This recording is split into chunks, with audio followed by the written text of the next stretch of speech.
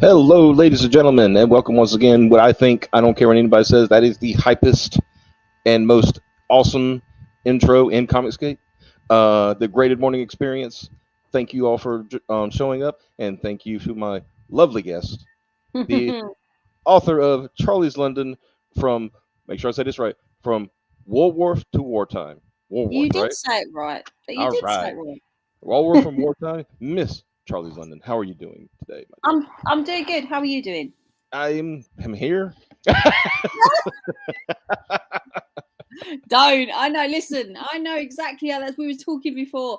Yesterday, I'll tell you what. Yesterday was like the strangest day. So I thought, all week I thought, I've got this weird thing in my eyes. It must be hay fever. Then yesterday I woke up. I tell you, I kid you not. I look like Admiral Akbar. The minute I got out of bed, I was like, what is going on with these eyes? Went to work. They went, yeah, you can't work like that. Don't know what's going on. Jan took me to accident emergency. They told me, and I don't know how the hell I've got this. This sounds like some plague level crap to me, but I've got bacterial conjunctivitis in both eyes, which apparently is very rare to get in both eyes. And yeah, so currently I've got this like these drops, and I've got this horrible like cream that I'm having to put on. So I'm a little bit so on top of that, that wasn't the best thing. So I come home, I break an ornament. Don't know how I did that cleaning up. Then I broke a plate, and as I was trying to clean up the plate, I cut my finger on the plate, and I'm like, so I sat down, and Jan went, today's not your day. I was like, today's not my day. And he's like, should we watch Obi-Wan Kenobi? I went, yes. He went, but you got really angry at the trailer. I said, I'll tell you why we watch it today, right? Because if it's terrible, right, it's not going to ruin tomorrow. Like if we save it to tomorrow, this shit is going to escalate, right? If I watch it today and it's really bad, it just caps off the day, doesn't it? Yeah. It was that bad. If I'm going to have a bad day, if I have a bad day, let it be today, right? It was that bad. I've been angry about it ever since. In fact, my most recent tweet about the Obi-Wan Kenobi series was, I would rather 3 movies of Ben-Hur length about Jar Jar Binks than watch another episode of Kenobi. Jesus. Holy crap. Holy. That is hilarious. I'm not even lying. I'm not even Mhm. lying. Oh my goodness. Let's take a look at the chat real quick. We got old Micah Curtis in the chat. After you better not have gone to the donut admission. No, I did that earlier. That's why I was late for the other stream that we did this morning. And then there's our buddy Killer Tofu. He calls you out and he says you are awesome. That is all. Thank So you. good, Thanks. good lad, I like good how lad. There. I think Mike is agreeing with me. Damn. Yeah, Yes. damn, yeah. Yeah. Yeah, I'm not even joking. I reckon Disney need to put my review on the back of the Blu-ray, right?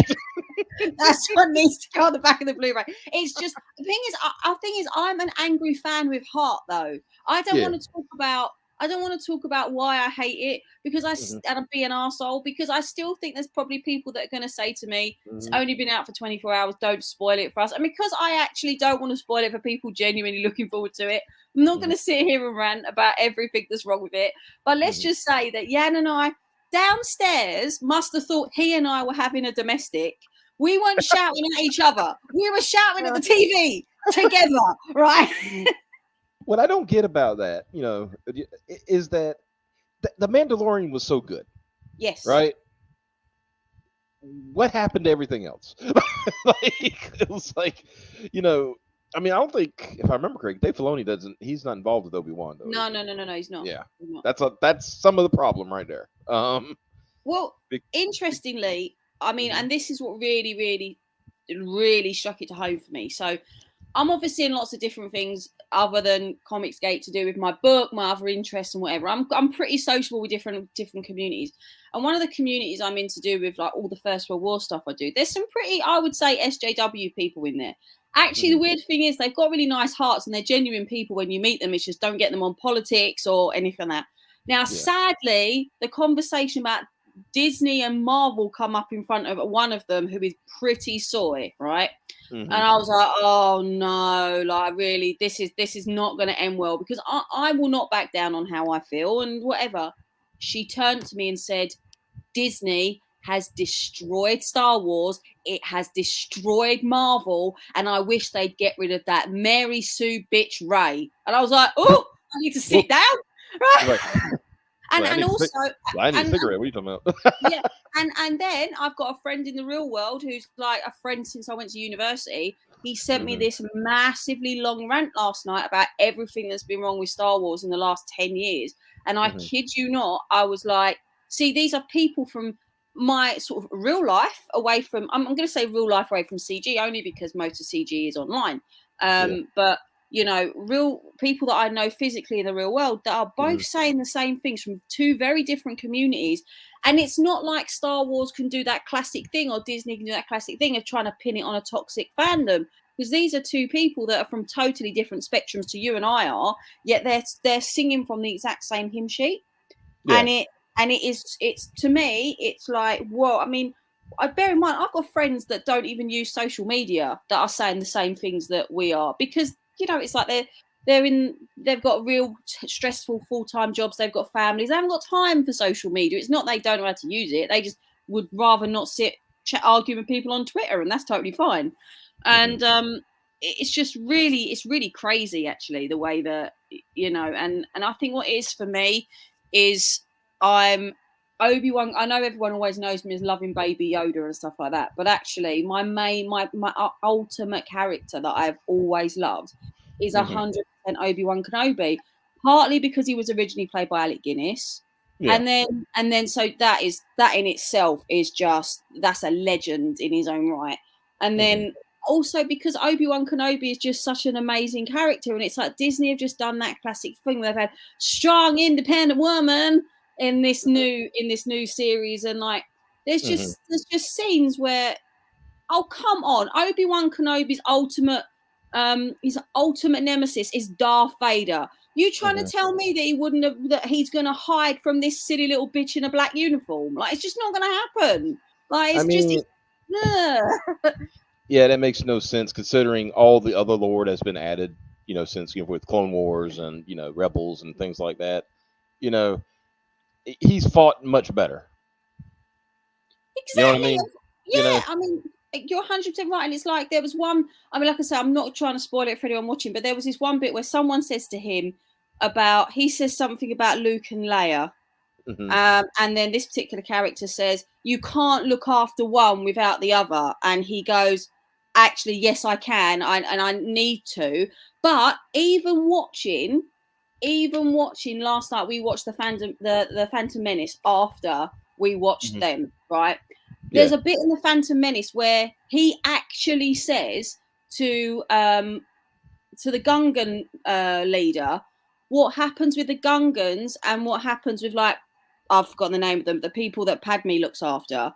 What happens with one happens with the other. You're a symbiotic society, so therefore you have to care what goes on up on the land, not only what goes on under the water. But in Kenobi, he's saying to this guy, you have to care about Luke and Leia separately. He just wouldn't say that. He knows that they're twins and he knows that their identities are intertwined. Yeah. And then one of the reasons why he was trying to keep them separate is because he knew if Vader found one, he would find the other. And it's this whole thing about he doesn't know that Vader exists. That's such crap, because we see in Revenge of the Sith, he sees on the TV screen, he watches the Emperor knight Anakin as Rise Lord Vader while he's in his own clothes. He knows that's him in the black cloak. So why would that be a shock to him? Yeah. Yeah, why would that be a shock? And also, if Vader is in fact, it's even better than that. Remember, if you remember, Yoda tells him, if I remember correctly, in that, in Revenge of the Sith, doesn't Yoda, after he says, because he says, let me go after Palpatine. And then, Yoda says, no, you go after, he didn't call him Anakin anymore. He said, you go after Vader. I'll handle Palpatine, in not so many words, right? So they knew who he was. Yeah. So, and also, what people often forget is that Darth Vader, and this is something Disney have made the mistake, is Darth Vader is not the leader of the Empire.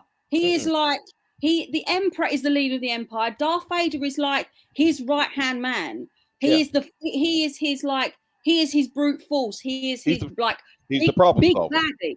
Yeah, exactly. So, did you ever watch Rebels? No, I haven't got around to watching all of Rebels, but there's another thing about Rebels that is linked I heard to they this. did a retcon so on one of my favorite characters from Rebels. Yeah.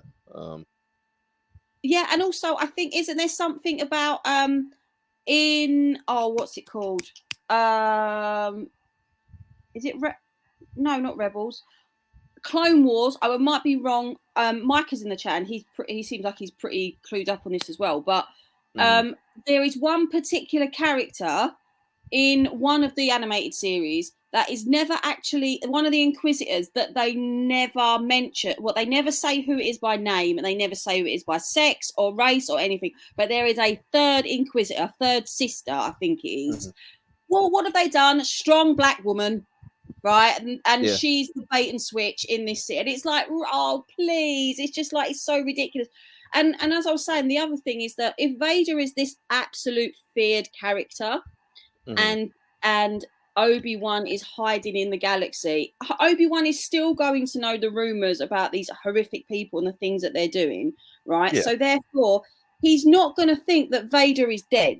He's not going to think that Vader isn't Anakin. So when the big thing about Vader's looking for you, Vader isn't even looking for him. As far as I remember, neither of them, like, Vader doesn't even realize that Obi-Wan is still alive until they have the big battle at the end of A New Hope, where he says, strike me down and you'll make me more powerful than I ever was in life. Yeah. And you remember, but before that, remember Vader even says, I feel a presence, one I haven't felt since. But yes, exactly. Yes. And they never, and that's the thing, they never ever went back to that. He never went searching for Obi-Wan because he's assumed Obi-Wan was gone. I mean, he looked for him. Now, he did look for him. He said he's out there somewhere, because even in Rebels, there was something. He said, if I can find the Rebel cell, I might be able to find Kenobi. Yes. Because he thought maybe Kenobi was behind the Rebel cells. It wasn't. It was Ahsoka. But yeah. So yeah. But also, the whole "Help me, Obi-Wan Kenobi, you're my only hope" message from Leia. Yeah. Well, like, again, I think everyone in the chat here seems like they've seen it, so I'm not spoiling anything, but like the whole thing is around Leia. That's even been in the press. This is going to be about building up Leia's story. Well, the relationship between Obi-Wan and Leia doesn't even look like there's this whole thing with them which doesn't work with the message that you hear in A New Hope, because the message in A New Hope clearly says, she says about you knowing my father from many years ago, help me, Obi-Wan Kenobi, you're my only hope. That message now sounds like it doesn't make any sense, because there would be a lot more emotion and a lot more personability in it if what had happened in the new series was also part of their history, if you know what I mean. Because you wouldn't speak like that. You wouldn't speak like that in such a cold way to someone who has ultimately done you a big service. Again, I'm not going to say something in case people do want to watch it. But it's just like, I just watched it and I was like, oh, God. And it's I'm seeing all the young Star Wars fans who Disney is their only reference to Star Wars, watching it going, oh, this is so amazing. No, it's not. It's totally going to distort these characters that have been such fan favorites for nearly 50 years. I mean, let's face it, this is not a new thing. It's nearly half a century old. This is like going into a historical building and changing all the structure and everybody now going, how it looks so much better now. No, it doesn't.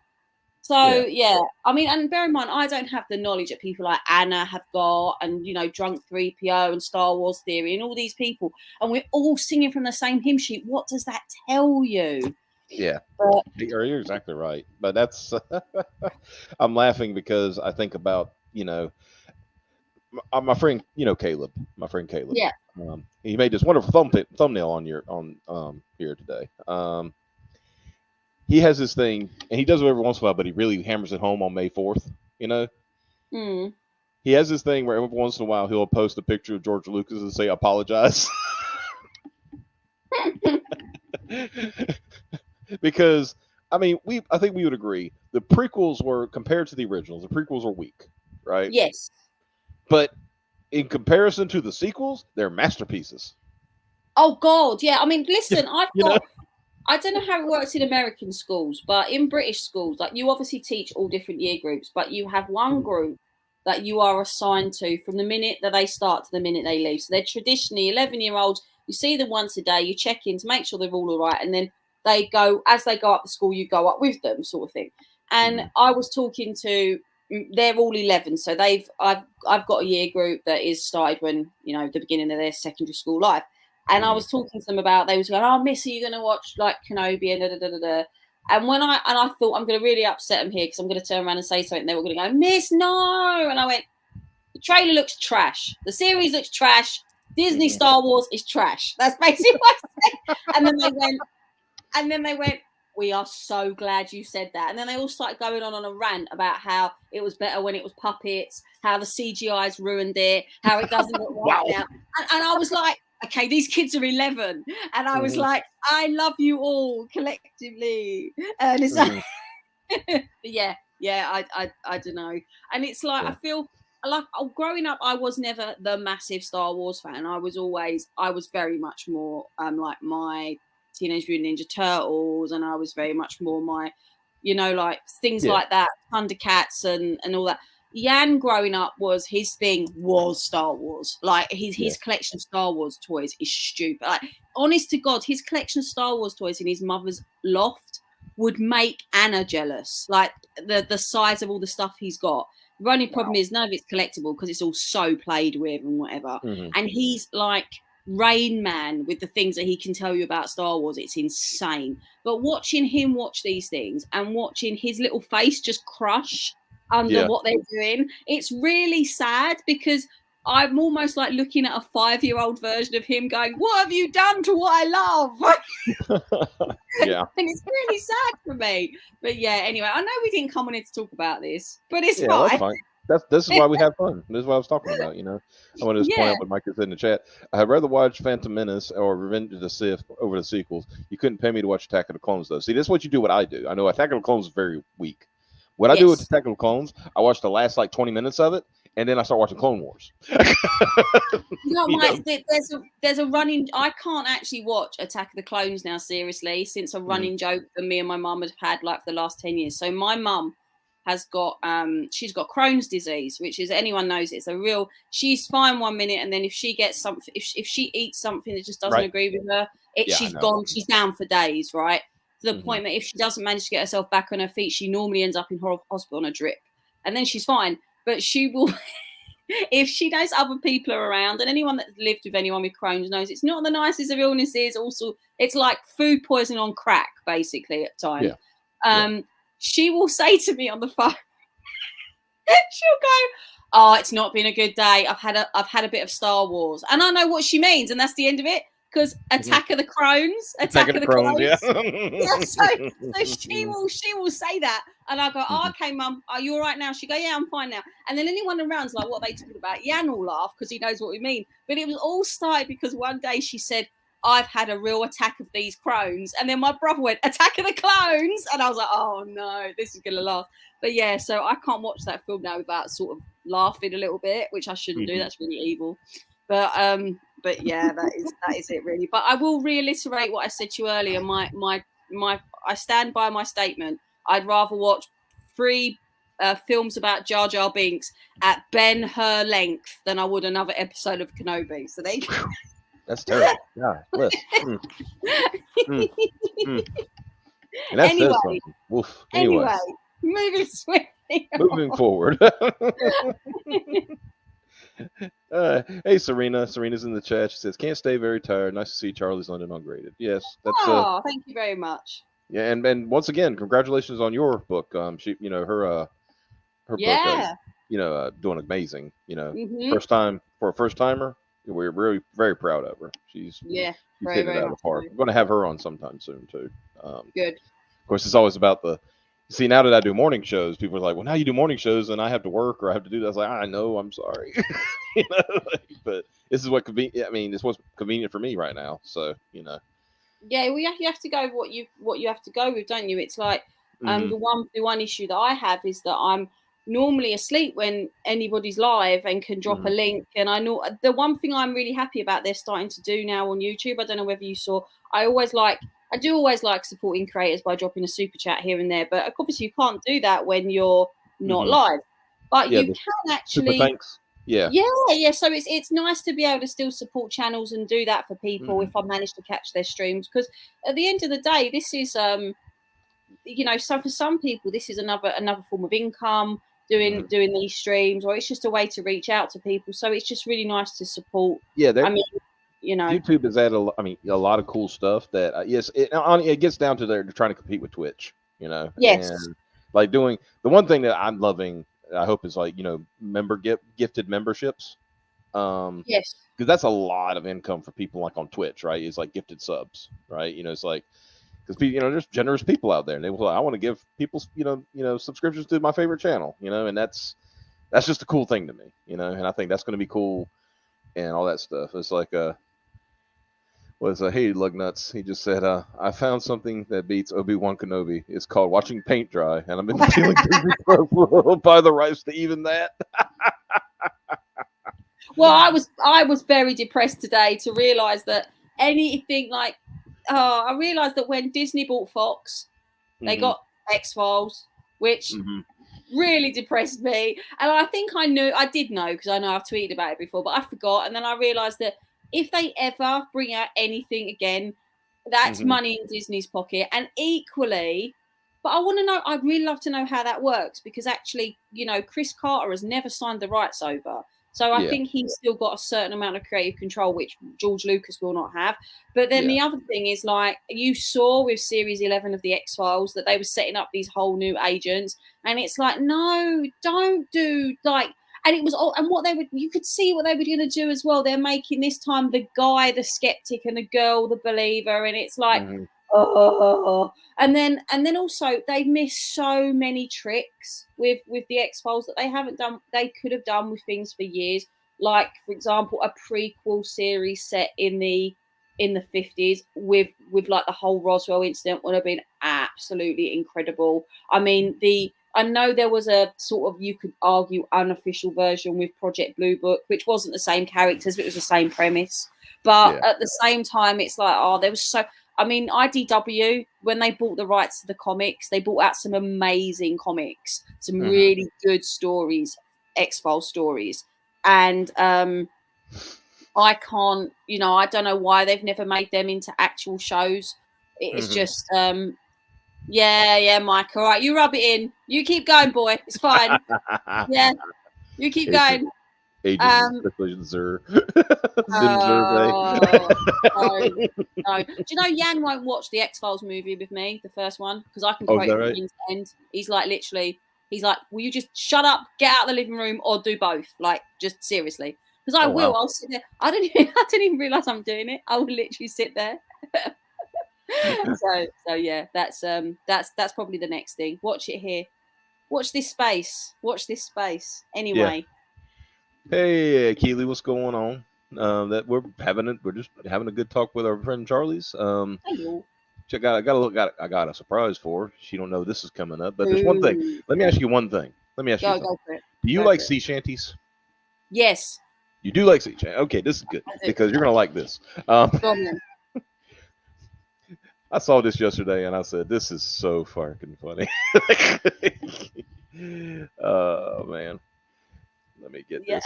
By the way, I got to say, thank you, StreamYards, for automatically just check marking share tab audio. I really appreciate that. Oh, you know why they stopped that years ago? They stopped it because lots of people were getting struck on their channels because audio was automatically playing that was copyrighted. So they removed it. So then if the person played the audio, that was at their own, that was their own negligence or whatever. But people apparently complained so much they brought it back, which is why it's now automatic. But Mike has just in the chat, sadly, the one thing I remember from the X-Files was the tapeworm monster. Oh, don't. That's a great episode, but at the same time, it's like, I think it's called The Host.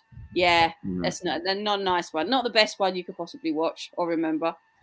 All right, here we go. Go on then, show me. All right. You see the Johnny Depp and Amber Heard parody sea shanty song. Go for it. Are you ready? Yes. All right, here it comes. Always. There once was a girl who made a turd on the bed, and her name was Amber Heard. She made stuff up to bring Johnny down, so off to court they go.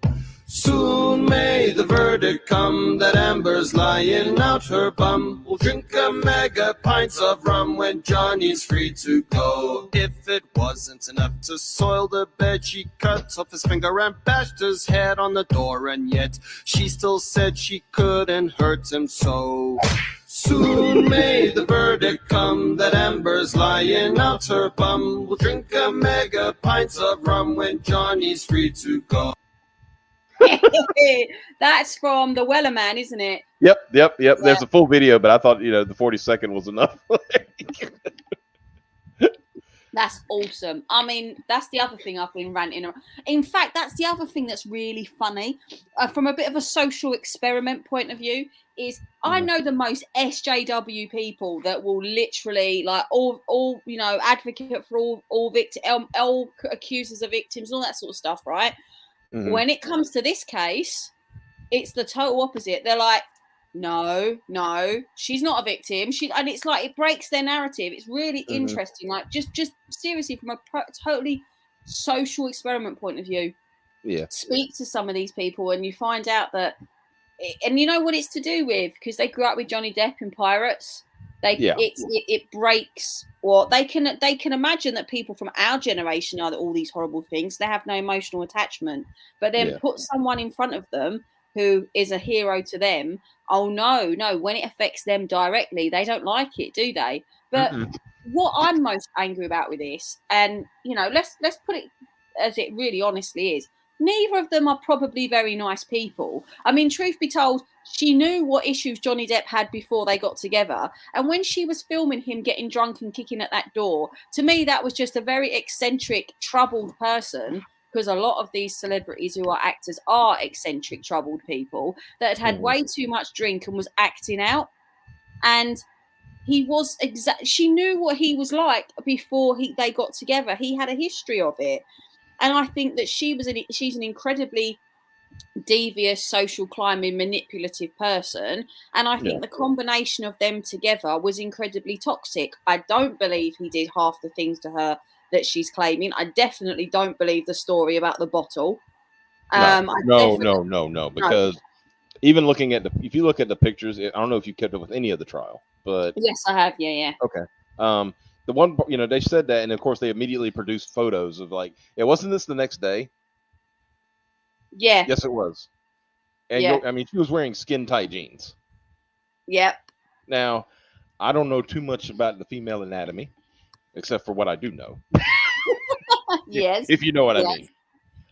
I don't think you could go through that kind of trauma with a, might I add, broken glass bottle, and then the next day be wearing skin tight jeans. You couldn't walk. You couldn't walk. Look. And plus, if she was bleeding as much as she did, she'd be dead. No. It wouldn't be a thing. And if she was scared that the bottle was going to break inside her and then cause her internal bleeding, she would have been straight up the hospital. She would have made some cock and bull story about how it happened. She would have made up some horrible accident story to so that she could got treatment. How many women who are victims of domestic abuse go to A&E with really crap stories, but it's just to get to A&E? I mean, it's the classic, I fell down the stairs, that exactly. But they still go to hospital because they're still scared of what's happened, even though they really are abused. She didn't even do that. And don't give me the crap that it's all about fame, because they proved in the courtroom time and time again that she phoned TMZ to turn up when she had bruises on her face to tape it. Now it's all crap. I mean, literally, if you'd watched the 2 closing statements yesterday, I did. It was the what do you call it?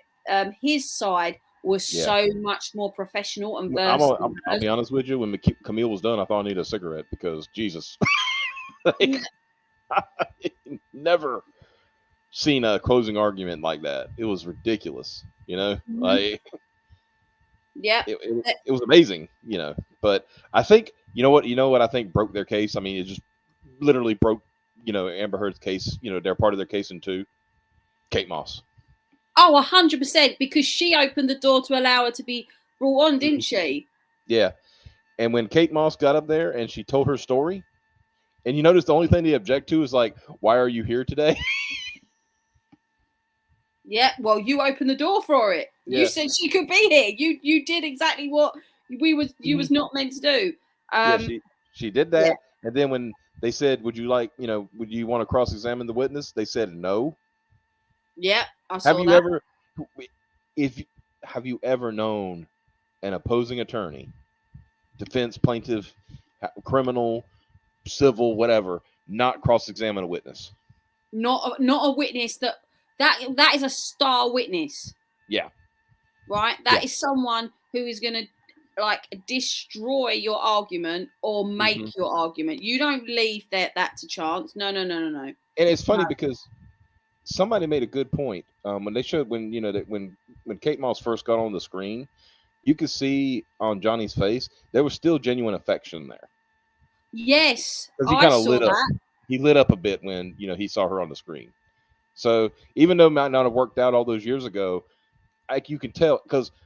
And she made this kid. Oh, it's Johnny Depp. Of course, everybody's going to come out of. Kate Moss doesn't have to come out of the damn woodwork. No. I mean, her height of her popularity, yes, was in the 90s, but I still know who the fuck Kate Moss is. And also, Johnny Depp really at the moment, the way that she has painted him, no one wants to come out of the woodwork about him because you're tarring yourself with someone who's now been cancelled by Hollywood. You don't want to do that.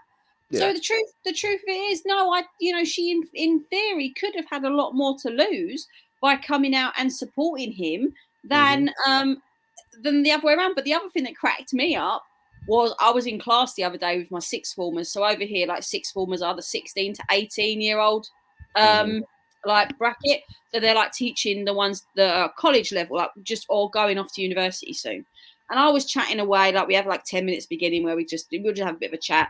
And then one of them went, "Oh, miss, have you been watching all the Johnny Depp Amber Heard stuff?" And I was like, yeah. And they was like, there's this guy, and I went, yeah. They went, there's this guy, and we're like subbed to his channel because he's amazing. I was like, what's his name? They're like, oh, that umbrella guy. And I'm like, whoa, okay, right, bit close to home here. Mhm. But it was like, well, it's my real world and my internet life there. I suddenly emerged in one. Yeah, but I was That's like, like yeah, that. I actually said, yeah, I actually know him. And I was like, you know him? I was like, yeah, from all my comic stuff I do, I know him. And they were saying how they thought that Tug's like coverage was really good. And then watching it yesterday, and he gets name dropped for like the third or fourth time in the trial, and they turned around and actually said he's the leader of Johnny Depp, the Johnny Depp popularity wave on social media. Like they basically said that, what's her name? I forgot her name. Her defense lawyer, Elaine. yeah. She turned around, Elaine. That's it. She turned around and said, "Oh, that almost like Tug's being paid by and Johnny Depp looked up, and I really want someone to get that clip, zoom in, and play like the next episode by Snoop da da da da da, because literally Johnny Depp's like, what? I'm paying someone? It was just like, he looked at like, what is this load of rubbish?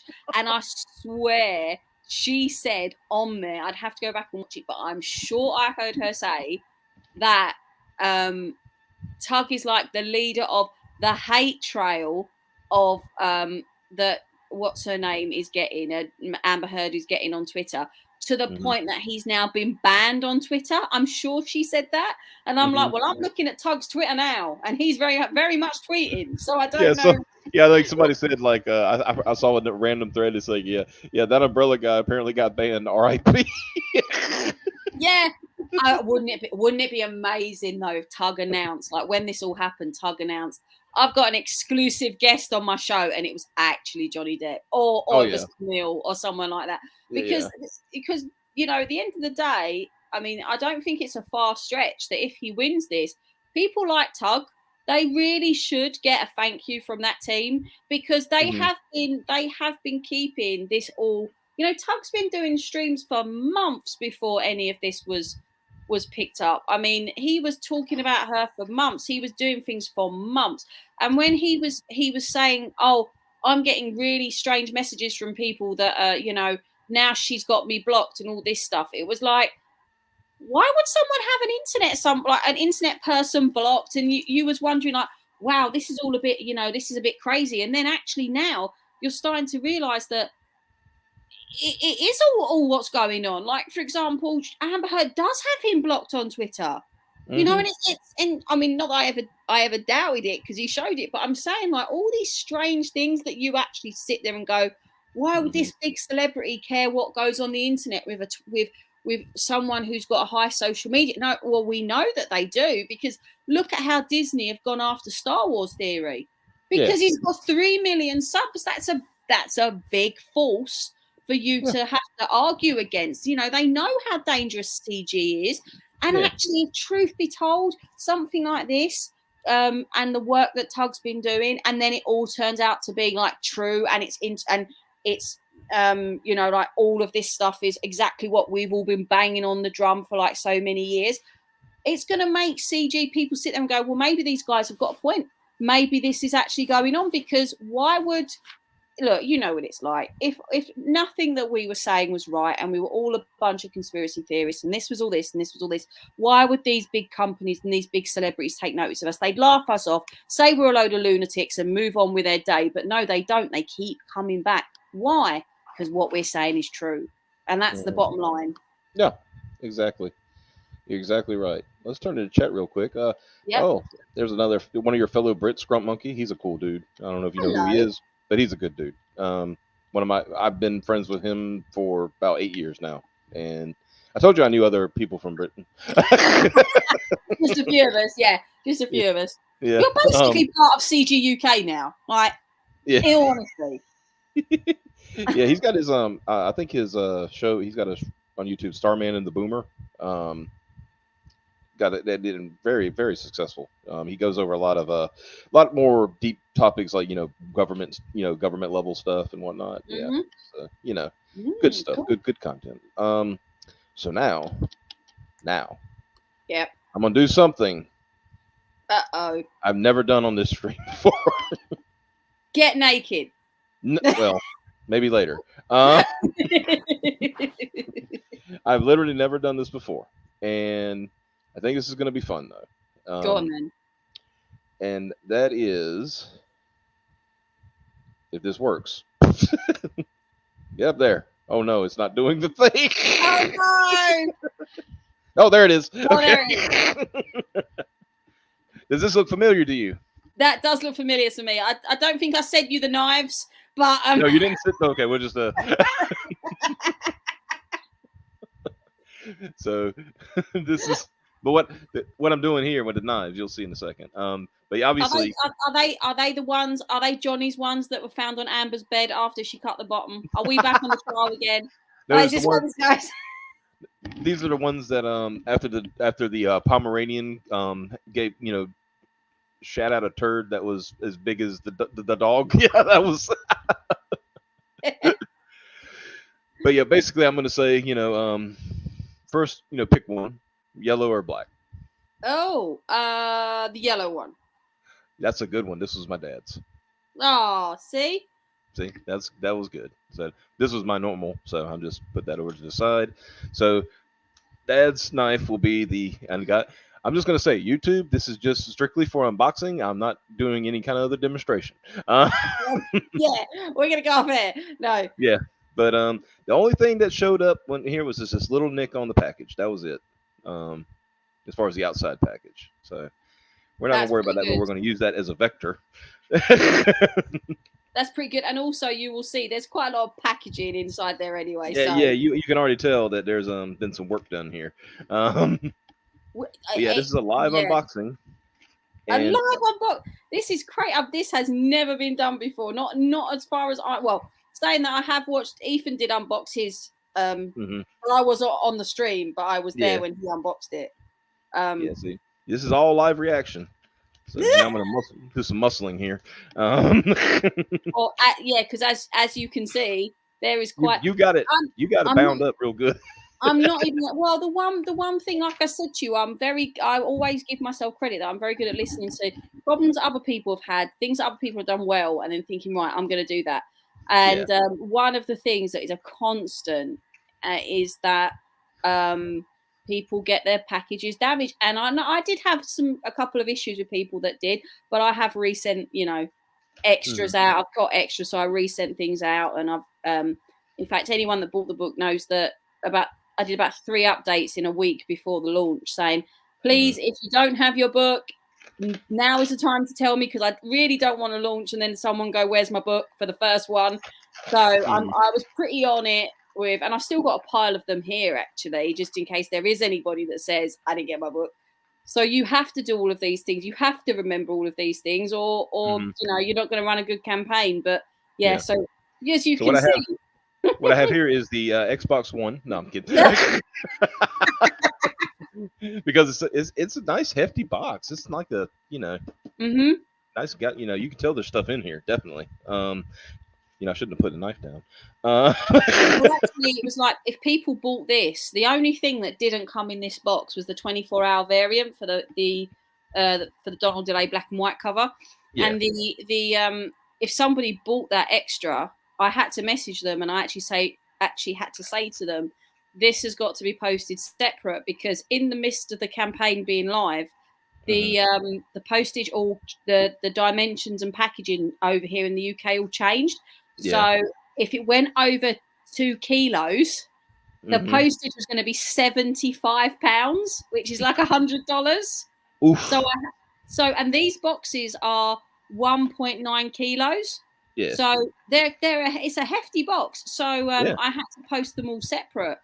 And that's why I kept a load of them back to one side. I was like, this one thing going missing from someone's package will just do my head in. But luckily we've been all right. But as you can see, it's relatively heavy. Yeah, it is.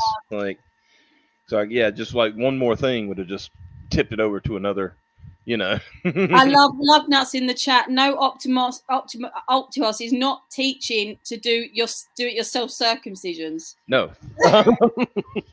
No, this is this is all 4 skins will be kept intact by the end of this stream. I mean, look at this. You even got plastic on inside the thing. There was no way. I guarantee if you could have got away with putting armor plating in here, you would have. Yeah, and loads of people have commented on this wrap Let's as look well. at this before we take the wrap off. I don't know if that shows up too well. I ain't got good lighting in here, unfortunately. Wait a minute, I do. Hold on a second. If I turn the lights on, that might help. That might work. That might work. Yeah, because I only got one light on, and it's in the back. That I can turn. Rabbi Optimus. Oh, there we go. That's better. All right. Wireless headsets are wonderful, by the way. Yeah, you sound really good on it, actually. Yeah. So, hold on a second. Let me move that a little here. I'm trying to get some background stuff out of the way. Okay. So, yes. Like I said, you were determined that nobody was going to get in. So, but yeah, look at that box. That's so nice. And this right here, if I remember, you told me, what is it? This is a sticker, right? They're vinyls. Vinyl sticker, yeah. They're vinyls, yeah. Gilmore designed them. Yeah, I mean, that was really cool. Because I remember we talked a long time ago. You said, you know how much embossment costs? Yeah, because the thing is, this is another reason why CG is so great for looking at other creators. When I actually came up with this idea, no one was doing the wraparound boxes. Like, obviously, Mandy's got one now. Ethan's got one. There was it Sovereign Wolf was the other campaign? I'm trying to think if there was another creator that had them on there. But I didn't know how to get it done. And now that these people have done them, I can reach out and go, how have you got like your wraparound boxes even with the magnetic? Because this was at the time the only thing that I could really think to come up with. But then I've had people message me since, go, for the style of your product, just do the same one again with a different vinyl, because what your book is, this works so much better. So I mean, yeah, so we've done something very similar for book 2. I know Gilmore's going to be designing the vinyl for that one. So it's going to say Charlie's London again, but it's going to have Charlie going across the top, and it's going to have cogs on each side where the Keystone Cops are. So it's going to look really similar. But this is what I'm saying, like all these different things that people are doing. And just for the record, if anyone wants to do something like this, those vinyls just come from Sticker Mule. Okay. They just come from Sticker Mule. And then what you do is you put them down. You leave them put down on the actual thing for about 2 to 3 hours is what I did. And then you just get the applicator they give you. If you don't like that, you can just use a credit card or something like that. And then you take it off very slowly, and it's perfectly on there. So this is another reason this campaign took me so long, because I had 79 of these that I had to do by hand. But yeah, this is like, the box is nice, like you would if you like I said, just feel, hold on, hand docs coming in. If you docs your fingers. See, guys, not black. I told you. It feels like it's it feels raised. It doesn't even feel like, it was a vinyl sticker. You know what I mean? Like, that's really cool. All right, back on with the gloves. But yeah, it's little things like this that made this campaign so personal. I mean, I never forget when Ethan opened it when he unboxed it. He was like, "Oh my god, this is really impressive." I think I'm not saying he was shocked, because I think he always knew I was going to try and do the best I could. But I think it was the fact of we'd gone for something like this. But again, shout out to Gilmore. He was the one that said to me, if you want to make it really pop, go for a matte box and like a slightly shiny sticker, because it will make it stand out. And this again goes back to what I said. Reach out to people in CG. Seriously, if you're thinking about doing a book, there are so many people that you can ask for advice. Anybody, because we've all done things that we can help you. Don't worry about asking. It will, we'll all try as much as we can. Exactly. Yeah, there's a lot of good folks out there that are willing to help, give you impart knowledge and all that good stuff. So yeah, I've had people in my DMs all the time simply asking questions like, "Can you tell me how to sort out the add-ons?" or can you check over the way that I've worded my campaign? And I'll get right back to them going, yeah, do it, try it this way. Sometimes I don't even know them. Sometimes I get like that little notification that you've got a DM from someone you don't know, and I'll click on it, and then I'll reply to them, even if we don't follow each other, because they really just want some help, and that's what you should do. Yeah, exactly. Right. Anyway. So let's take a look at this. Oh, there we go. Of course, there's more. I'll send you an empty box with a brick in it. Yeah. There's nothing in here. There's a brick. No. Yeah. So, oh man, this is a nice sticker. I don't want to mess it up. Lord Jesus, I've become my grandmother. We all do. Because my grandmother would be okay. Have you ever had like a older adult in your home, or in your family or something like that, and they get a Christmas present or something, and they'd be like, I don't want to mess up the wrapping paper. Yeah. I can use it again. Yeah. But I am going to kind of. I was going to say, just do it like that. Yeah, just do like that. There we go. Yeah. Okay. Now we can get into this thing. And don't. Okay, you know not to eat these, right? You don't. Yeah. Yeah. I left them in though because I thought, because these are traveling, and sometimes depending on, it's either ship or plane that these go over, and it really depends on how much is going where and when. I thought if this is going over on a boat and there could be moisture on it, I don't want anything to happen, so I left them in. I'm pretty sure everyone knows I didn't send you a healthy treat, so I think we're fine. I haven't had anyone sue me yet. Yeah. Specifically, do not eat. Yeah, I haven't had anyone do that yet.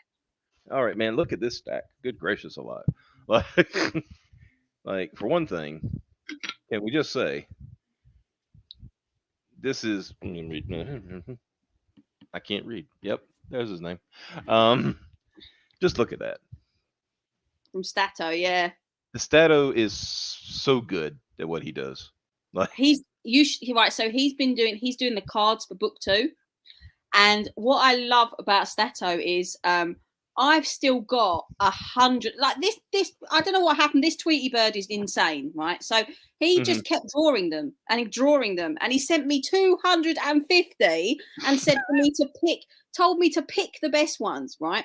So I said, Stat, I've still got so many amazing ones that from the book 1 set. So don't worry about doing me anymore. I'll just pick out some more of them. He messages me back. He goes, no. New campaign, new cards. He's working on more right now, and he's putting them out on Twitter. And they are. I don't know how he's managed to do it, but he's upped his game from even that, and that to me is impressive. Some of the ones he's doing for book 2 are mental, absolutely mental. The shift has gone. This is a catastrophe. She printed the books upside down. Yeah, no. This is not a lean situation. Everything is right side up.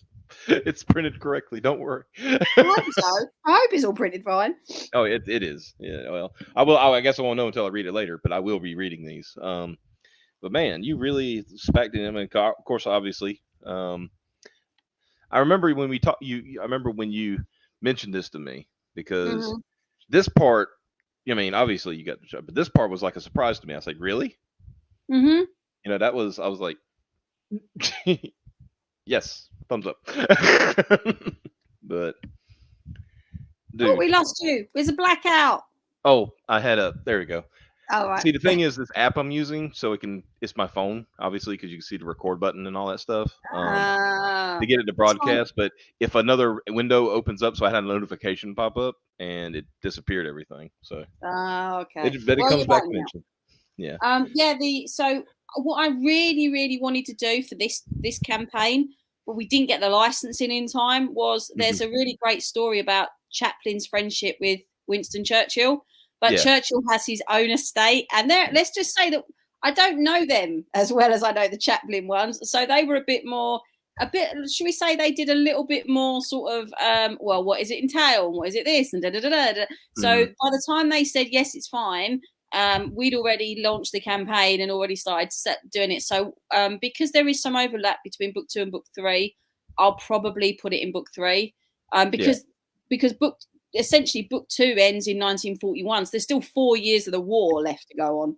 So it can still be done, but I'm very reluctant to add anything new to a campaign once it's gone live, really, because I then feel sorry for people that have already backed and then they go, but I really wanted this and now I've backed this and da. So probably do it in the next one, but it's definitely something that's a really interesting story. That one is going to surprise you because once you've read it, talk to me about what the conversation Andy Smith and I had, because Andy Smith was really surprised when he read that story, because let's just say that people have this misconception of me that everything I've wrote about Chaplin is all like sunshine and roses, and there's a bit in that book he's an absolute asshole, right? And I included it because I'm an honest historian, and Andy Smith was like, I didn't think you was going to make him be such an asshole. I was like, I will be, because it's the truth and I want people to see the real him. So, you will see. But anyway. So we got the cover. Of course, this is the cover. This is the Vinny cover, Vinny Tarnamello. And dude, this is a thick book. I didn't realize it was so thick. Gracious. Yeah. And I have to say, when I got the Vinny's one in the post, it does look stunning on the front of the book. I mean, that looks really good. The way that these covers have all turned out when you physically have them in your hands, nothing on a screen does them justice. It really doesn't. You want to know a little secret? What's that? When I was opening this book, the fun thing I was saying to myself, I said, please let her have bagged and board all of these books. Please let her have bagged and board these books. Please, because nothing against anybody in CG. You know, everybody has their own. But there have been situations where I have gotten without the board. I've gotten it without the bag. I've gotten somewhere the bag ripped in two as soon as I put my hands on it. But no, they're all bagged and boarded.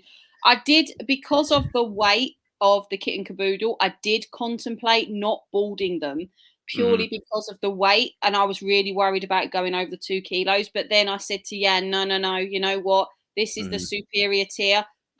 Everything comes in here, and we have to sort out. We have to actually sort out the postage. I wasn't going to, but Micah did it. He said, "Shame the Hat Man." That's his business partner. It was Inglewood that was one that came with the book. I didn't say it, Micah. All right, there was no bus throwing from England. I'm just throwing it out there. Right. I remember I DM'd Micah. I said, "Hey man, I got Inglewood's a great story and all this and that. It didn't come with a board. It didn't come with a what?" I want to say, and when I'm sure you are going to look at the new campaign after you've done this, but there is a tier on there on the new campaign that is a thank you for all the bagging and boarding. Because I will be honest and say I didn't do the bagging and boarding. Jan bagged and boarded 3,100 books. He did most of them, and so therefore, all the bagging and boarding is his work, which I don't think that we can complain about one bit. No, it's great. Like, and of course, this is Carl's one. Carl's, yeah. This Chubb, is so stunning. Like, it's just so. I remember when we, before you launched and you were showing me all these things, I was like, dude, this is gonna be so good. Like. I was so grateful. I mean, the thing is as well, we sold the original on a put it this way. When he sent me, and he doesn't mind me talking about this because we've had this conversation on air before, but when he sent me the bill for this cover, I was like, are you sure? Because there was no way it was enough for what this was. He was like, no, it's fine, mates rates. I was like, pardon my French, I was like, fuck mates rates, right? So when I sold the cover on an auction stream, Ethan did. I'd actually sold the cover on the night of my launch, right? I actually said on the stream,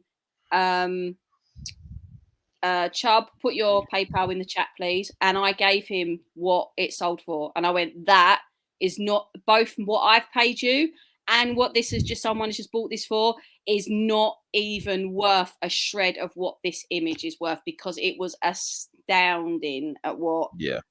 And it was the runaway success on the campaign. What was very sad about book 2 is he did a really gorgeous, he started doing a really gorgeous Great Dictator cover.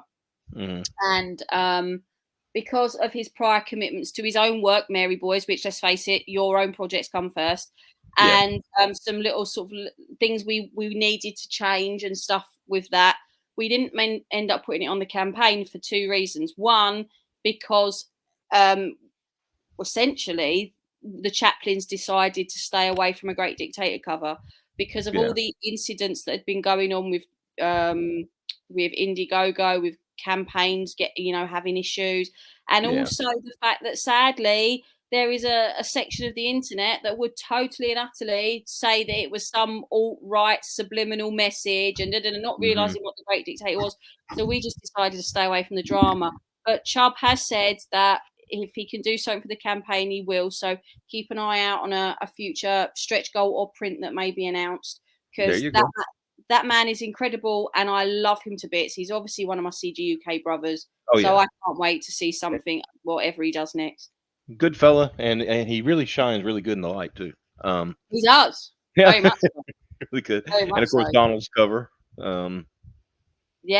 First cover I announced, I think, actually. It was the first image I ever got. And yes, really. And what I loved about this cover, it just goes to show how everybody brought something different to the table. And I did, if you ask any of the creators that I worked with, they said, do you have an idea? And I would say, you know what, I want to see your ideas first, because I loved seeing everybody's individual ideas of what Chaplin was.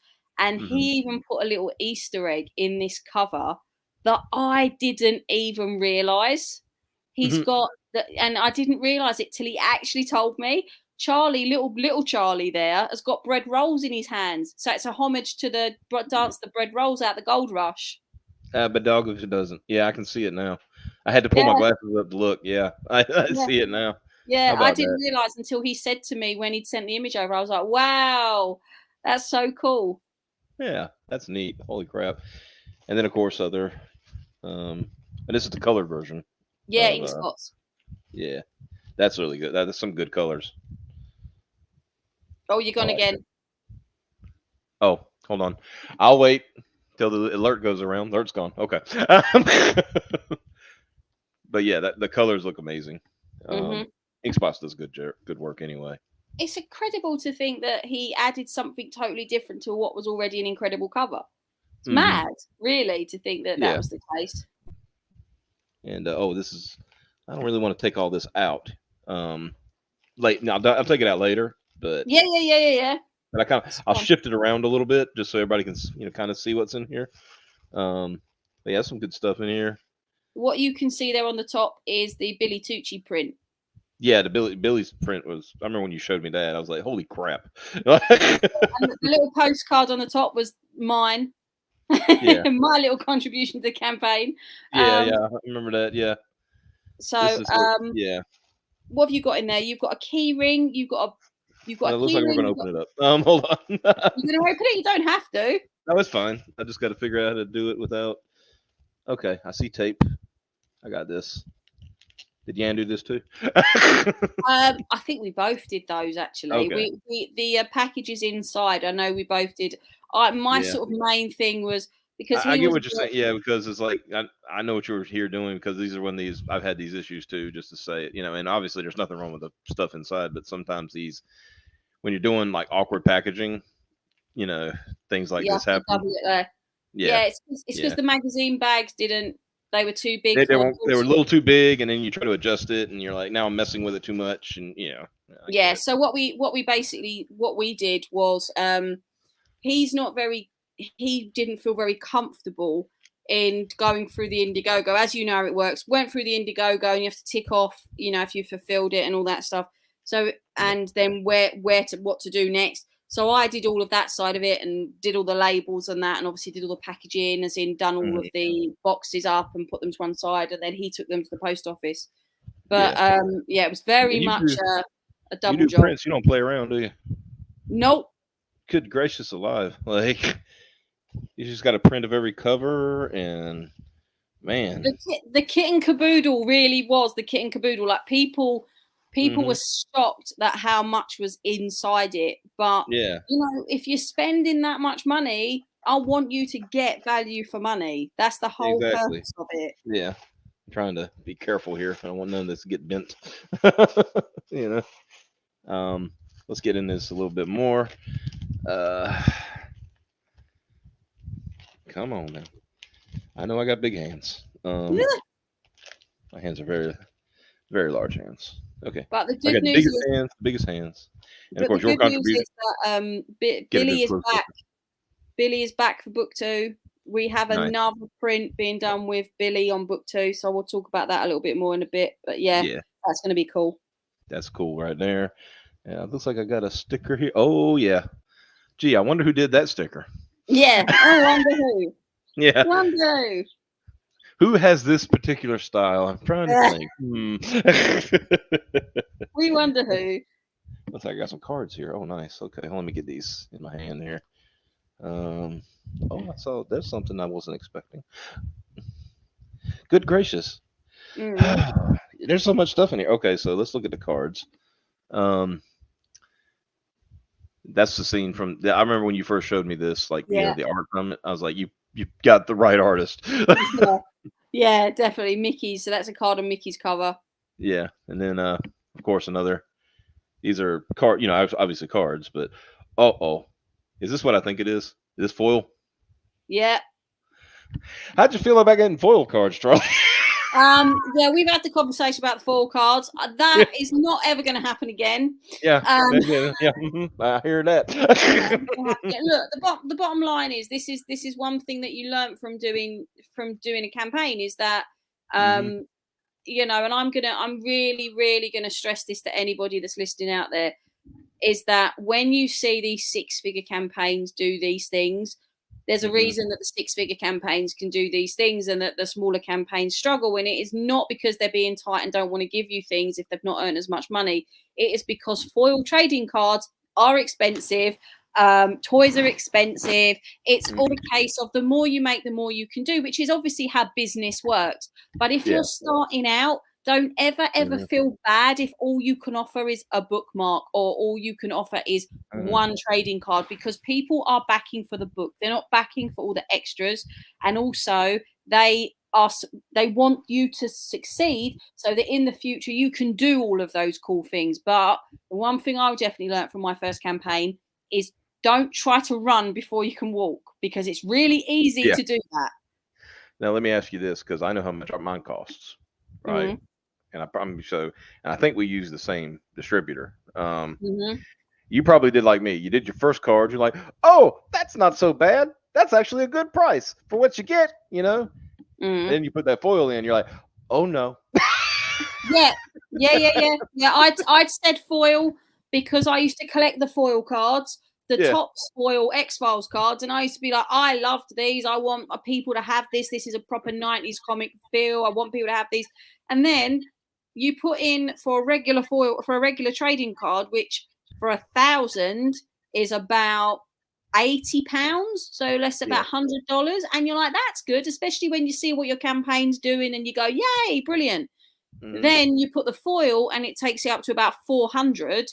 And that's, listen, you promise something to your backers, you give it to them. That's the bottom line. That is how it works. But as I said, the thing I can't stress enough to people, do all your numbers before you launch, because if you don't, this is where campaigns have problems. Obviously we know the dodgy things that people do, like we've seen in the past where people have spent the money on other things and said they're going to make the money back and they never do. But on the other hand, there is this genuine situation where people just don't realize, like, for example, on my campaign, I went over the packaging by 17 grams for the basic packaging, which made the shipping double the price of what I had originally quoted.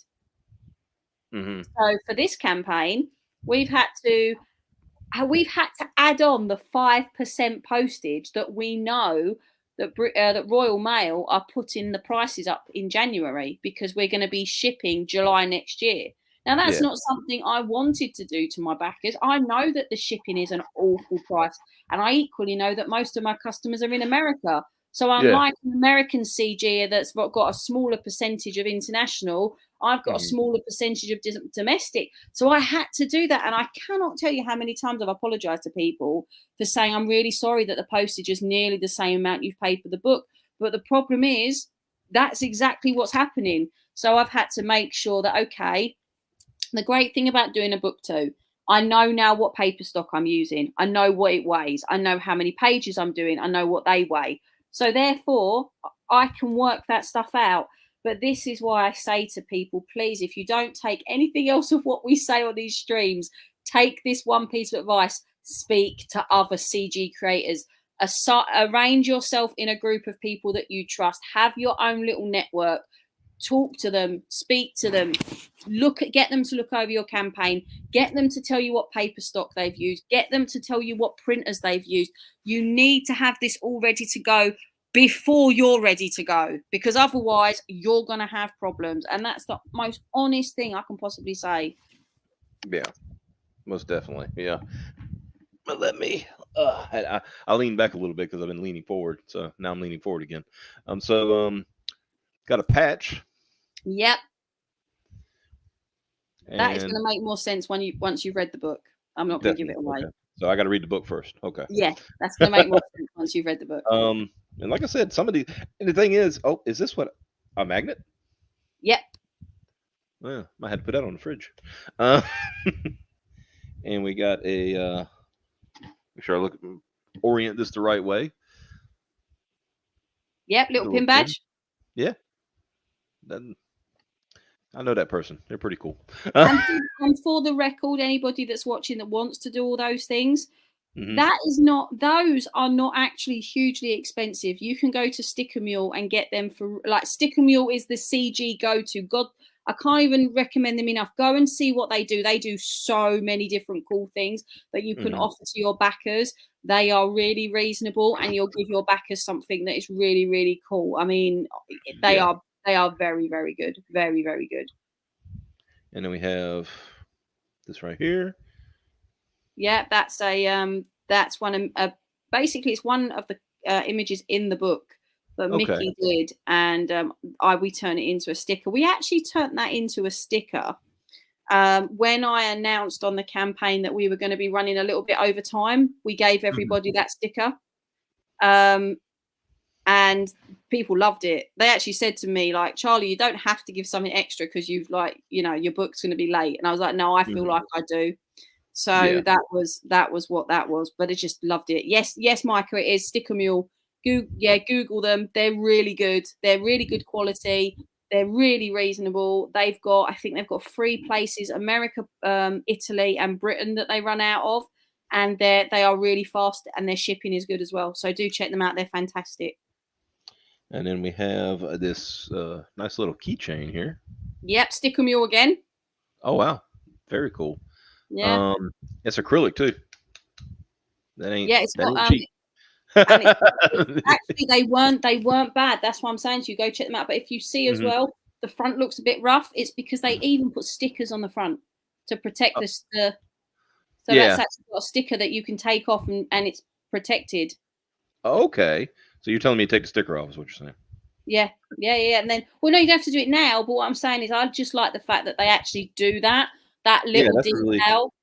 Really... But yeah, I'll do it now. You're right. I don't have to do it now. And then, of course, you want me to do it with them gloves on. And then apparently you decided to print a manger. So I'm just joking. This was definitely a crazy idea that I loved, and I was glad I did it, because we decided when we hit the 50k stretch goal, we decided that we were going to print the book again in smaller version, but as a silent edition. So if you flick through the pages, you'll see that there's no words. It's got a silent flicker effect on it. It's been printed on like a lower quality paper stock on purpose to look like an unedited, unrestored silent film. Yeah. And everybody got this. That is cool. I like that. That is really neat. You did your own version of the Snake Eyes issue. But dude, this is awesome, man. Like, all this stuff that that you get with this is astounding, for your value for your book, because you're looking at even just the hold on. Got to get the pile of books here. Um, if you go by, just these books, just these, Yeah, right? So you're looking at, 25, 50, 75, 100. That's $100 right there, yeah. you know, and then you get more stuff. You get this add-on. You got the silent issue. You got all those prints. You got those Hmm. trading cards. You get a Stato sketch card. I mean, this you There's a done. lot in This there. is tremendous. This is a great package. It came in great condition. The only thing that really messed up was this, but who cares?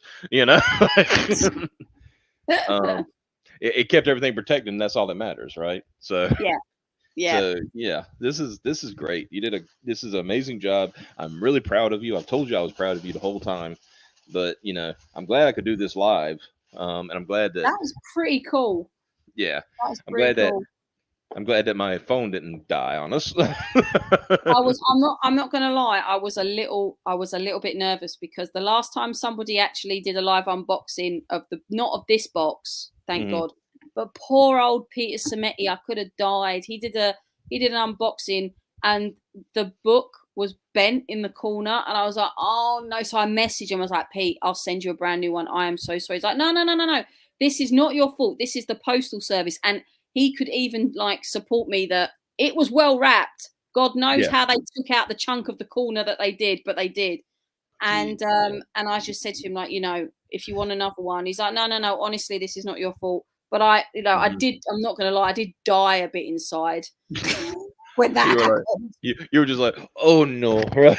Yeah, I was like, oh no, why? But yeah, so far there hasn't been any other issues like that. So Yeah. that is good. That is very good. I did get a couple that were returned, and then I did get that apparently there was no known address when the person definitely lived there.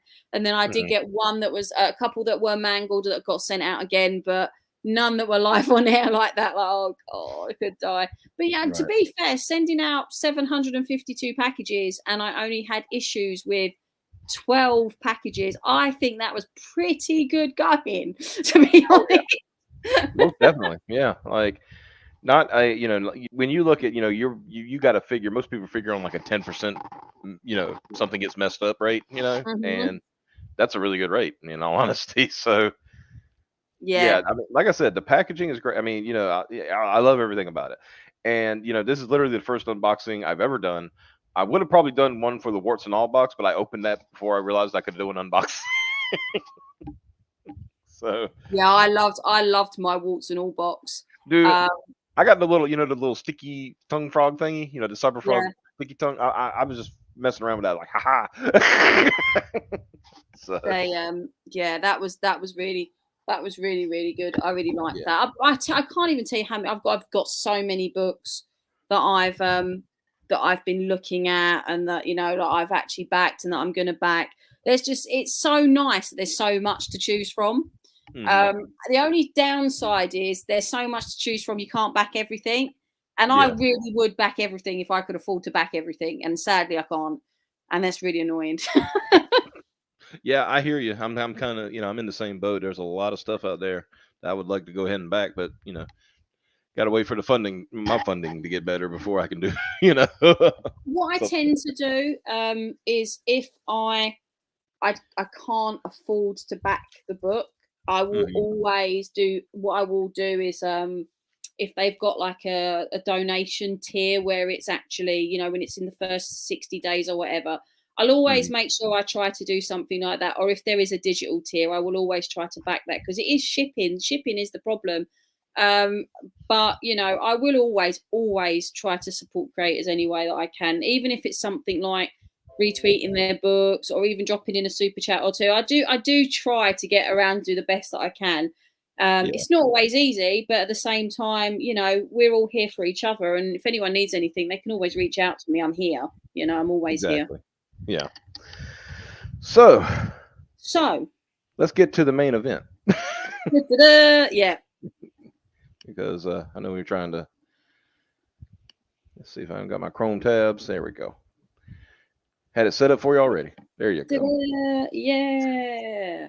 The new campaign, Yes. Finally, we got to the new campaign. But well, you've seen enough of our shows to know that like I try to save the best for last. So Of course, yeah. I do know So that. right now, so you saw the quality. I'm just letting you know. Hey, I'm this old country boy saying you just saw the quality that you get from this young lady, right? Thank you very much. Yes. So I'm just saying that I could put my personal stamp of approval on the next one. Yeah, it's gonna be no different. In fact, I haven't added them on the campaign yet. I keep meaning to, but Mickey's Mhm. pages for this one, Mhm. I'm gonna actually throw it out there and say are probably up to notch than the first one. Like he's really gone for it. Mhm. Really gone for it.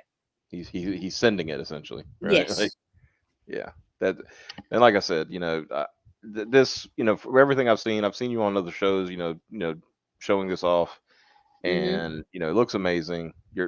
And by the way, good job on your, for the trailer upgrade. You've really outdone yourself, like, because I know you did this trailer on your own, Yeah. and yeah. Yeah. So, you want to start with that? You want to do the trailer first? Yeah. Go for it. All right, here we go.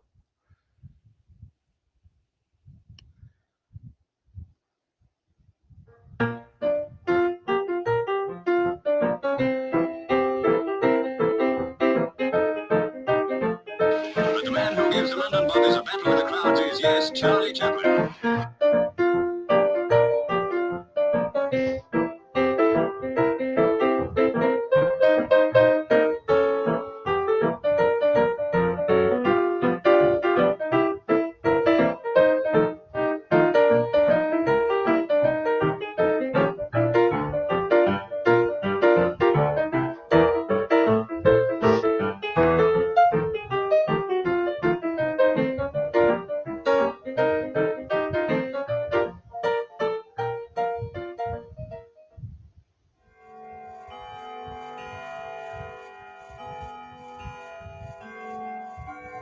This country is at war with Germany.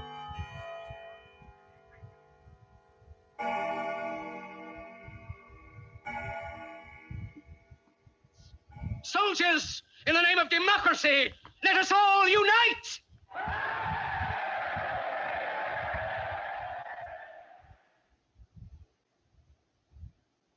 Yeah, great job on that. Like you go from the high tones of of the good times, and then you hit the bad time. You just gets real somber. Bam. You nail it. Like Well, I was going for the same sort of mood as pretty much is The Great Dictator, because The Great Dictator is all this comical, it's very comical right up until the last sort of 15 minutes. I mean, there's yeah, always the undertone of what's going on in it, but it never really hits that until the last bit. And I thought, well, the thing was, I initially made that trailer just for the mailing list. And then when I went to go back and actually change it, people were saying to me, like, don't change it. Just keep it like that. You don't have to add anything else. It does exactly what it's meant to do. So I just used the same trailer, and people have said, it's perfect the way that it is. But it's funny how things come about, because I was just playing around with the different apps that I have and the iMovie that I have here on my laptop. And when I saw that you could get the Big Ben sounds, and then I actually had the speech from Neville Chamberlain saying that Britain was declaring war on Germany. I just thought, oh my God, these work so well together with the image that Peter had created there of the essentially what is the banner for the campaign. So it's like it all fell into pieces, into little jigsaw pieces all perfectly together. yeah, because like I said, just that's the one thing I noticed when I was watching other streams, stuff like that. It goes, it keeps that high, energy bar, and all of a sudden, I think the silence beforehand is what sells it. It's like, and then the bells, and then it got somber. It was just, yeah. You did it, really nailed it. Really nailed it. Thank you, Optimus. That means a lot. It does, because I mean, when you're doing this stuff, you are putting your heart and soul into it. And Absolutely. I think, but you've just hit the tier that I was just about to talk to you about. Is that there is a tier on there where you can buy Yan a beer. Oh, there you are. The Yan reward. You can buy him a beer. If you actually read it, it actually says that I appreciate everything that he did on the last campaign, and everybody knows that he, loves doing his beer review streams. And so if you want to show support for the campaign, or you just want to show support for Jan, and it's like we said, you don't have the money to back the book, but you want to support us and you want to support what we're doing, you can buy him a beer. I think there's 4 been sold on there, but actually as add-ons, I think he's got another 10. So I think that the boy's gonna be drunk. It's gonna be I think I remember the funniest, and I think you remember it too. One of the funniest beer reviews he did, while he was talking about the beer review, he mentioned, the cane. You know what I'm getting to say. You know what I'm getting. It was like, oh, back there, it's Charlie Chaplin's cane, and it was like, eh.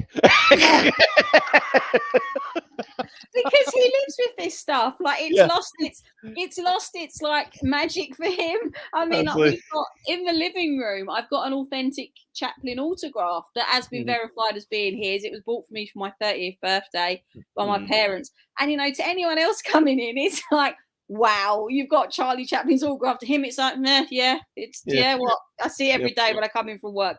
It's literally, as you open the front door and you go down the hallway, it's one of the first things you can see when you open the door. So he's like, I can see this all the time. I just remember because it launched like 1,000 memes on Twitter. I think the funniest one to me was like, he goes like, back there's a nuclear explosion. That was Perth, wasn't it? It was Perth. Yeah, I think it was Perth. Yeah, like, back there's a nuclear explosion. Yeah, but that's what I'm saying. Like, he lives with this stuff. He just goes like, yeah, it's her again. It's like when I go and do certain things to do with like the First World War, or maybe like Chaplin or whatever, and I go to these pretty cool places, and people go to him, wow, she's doing this. He's like, yeah, well, she always does that. It's like, nothing new to me. Lived with it for nearly 6 years. It is what it is. Yeah. It's whatever, right? Yeah, exactly. But everybody, even if you can't afford to get the book right now, which I still say when you can afford to get the book. But if you can throw $6 USD to get the Yanster a beer, hook them up. I've said, and I think this is another reason. People said to me like, oh, I've got to wait for payday and stuff like that. I'm like, look, you buy the book whenever you want to buy the book, or you support the book whenever you want to support the book, because I will not be closing this down before July, probably August next year, because it's for Flynn in July next year. It's probably, if I'm honest, it's probably going to fulfill earlier. The reason we put this date is I sat down with Mickey and we said, look, we put 6 months on this one. We really thought we could have done it in 6 months. It didn't. It took us a year. So what we've said is, look, if we put just over a year, if it means that I end up fulfilling in July next year, that's when we're on school holidays. I'll be able to get all them out with no problem in that 6 weeks. But then on the other hand, if we go early, we go early. It's not another late book. So it's win-win. It's not going to be.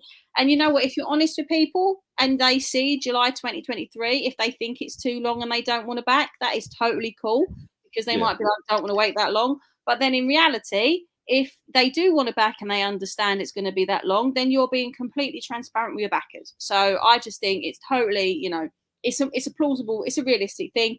But I do think we're probably going to have it out before then, because Mickey's already done about 7 pages. So I think that it's not going to be a massive issue. This book at the minimum is going to be 68 pages, or 64 pages, sorry. However, I have told him, because we are aware this is the biggest part of his career. You've got all of his major films are going to happen in this 20-year period. So I have told Mickey, look, you go with whatever you want. If you think this is going to take 96 pages, you go to 96. Anyone that backed book 1 will know it says 64 pages on the campaign. It went to 96. We ended up not only giving an extra like 30 pages to the backers, but there was also there was a second book. Like, you opened it in the first, not many campaigns for their first book will do an actual book and then an add-on 24-page extra story in their first campaign. I was quite over-ambitious on my first campaign. I'm surprised I've come out of it alive. Let me tell you that for nothing. I'm surprised I'm still here. Trust me, been there. So I can tell you that Mickey, if Mickey has to go to 120 pages So the story gets done, and the story is what you guys expect of this product, this IP, me, of what I do. It will go there because you come first as my backers. That's 100%. And I mean, obviously you deliver, so Yeah. So that's good. And so let's 'cause I know we're running. I don't want to run too much longer because I know we talked before, but Yeah. so let's kind of we'll go over guys. We know the story at this point. So Mhm. let's go over the tiers. We'll go over your stretch goals and all that good stuff. And Yep, cool. Let's do it. okay, so the first tier is obviously the okay, I say Graham Nolan. the Graham Nolan Blitz cover, Yeah. 25, and this is, I mean, it's Graham Nolan. I mean, You know what? what else can you say, right?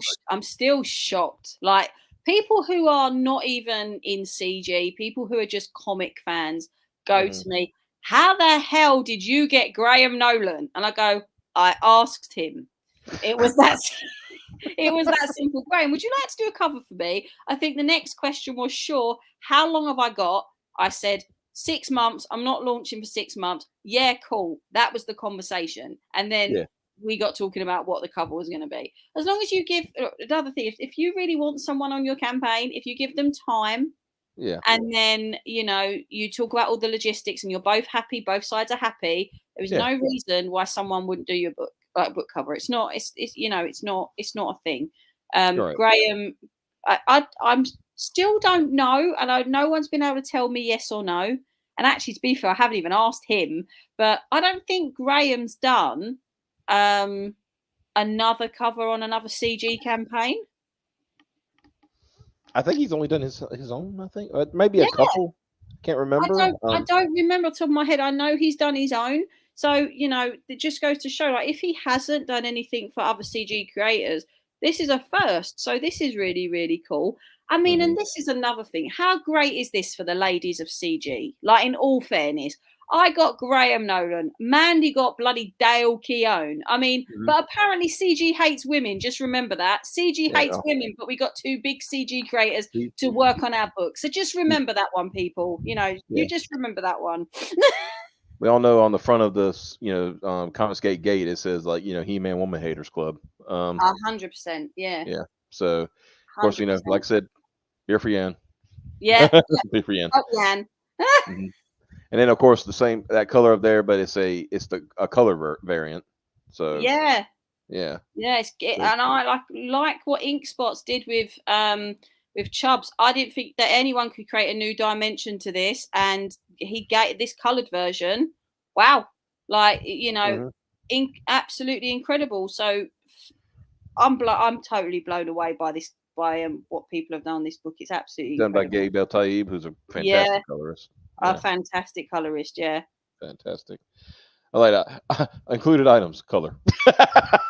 Yeah. Well, when you put, I know, when you put these campaigns together, you have to put that, so it sorts them into things when you come to. I think I remember. I think it was me who told you when you were putting the kit and caboodle together. I said, make sure you list everything that goes in that bundle, so you have it inventoried. Yeah. Yeah. And just as well as you did, because it would have been a mess. You're going to forget something. Right? Yeah, it's going to be a mess. But what we actually did, which I think we're going to do for this one, is we put all of the packages together first. So we had boxes in the flat of, okay, this is everything going into the 3-tier cover. This is everything going into the singulars. This is everything going into the kit and caboodle. And then when it actually came to it, they were all packaged up in their little bags like you had on the unboxing. So it was really easy to do, so we didn't forget everything. But you had everything sorted before you had to sort it, essentially. Yeah. Yeah, that was definitely a time saver, 100%. Yeah, absolutely. And then you got the Modern Times cover, which is this cover, basically. Yeah. They got next to each other here. That's perfect. Yeah, it's that one. So that's actually Mickey's. Mickey did a cover this time, and Mickey's cover was, well, he said to me, I want to do a cover, and I said, you can do it on any one of his films in this time period except The Great Dictator, because of obviously the issue we had with The Great Dictator. And he said, okay, cool, no problem. And then he came back with this, and I was like, wow. Yeah, that's really good. Man. got such talented people working around you. Like, I try. I oh yeah. try. And then, oh, I know this guy. What a grump. Yeah.